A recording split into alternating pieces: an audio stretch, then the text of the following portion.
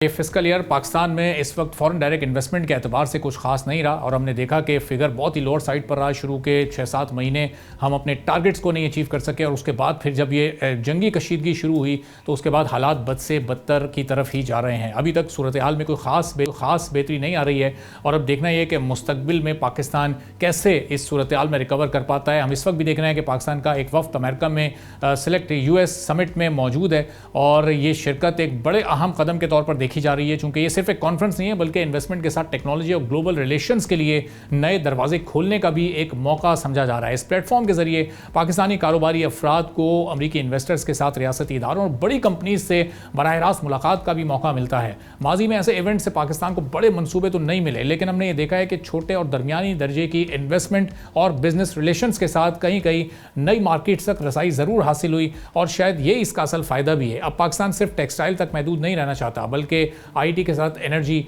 और फिर मिनरल्स की जदीद इंडस्ट्री में भी जगह बनाना चाहता है।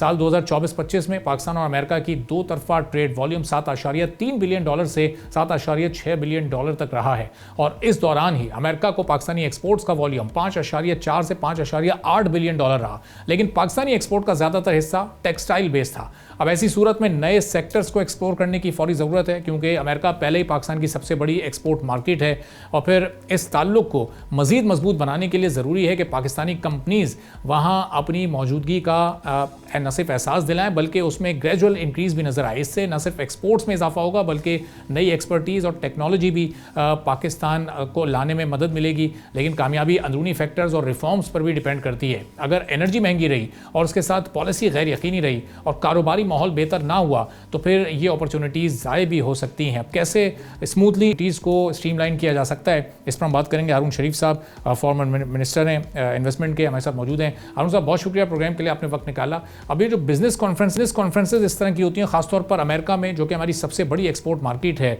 तो इसमें हम अपने ट्रेड को कैसे और किन सेक्टर्स में बढ़ा सकते हैं और फिर जो फॉरेन डायरेक्ट इन्वेस्टमेंट है क्या वो भी इस तरह की कॉन्फ्रेंसेज के थ्रू पाकिस्तान में आ सकती है?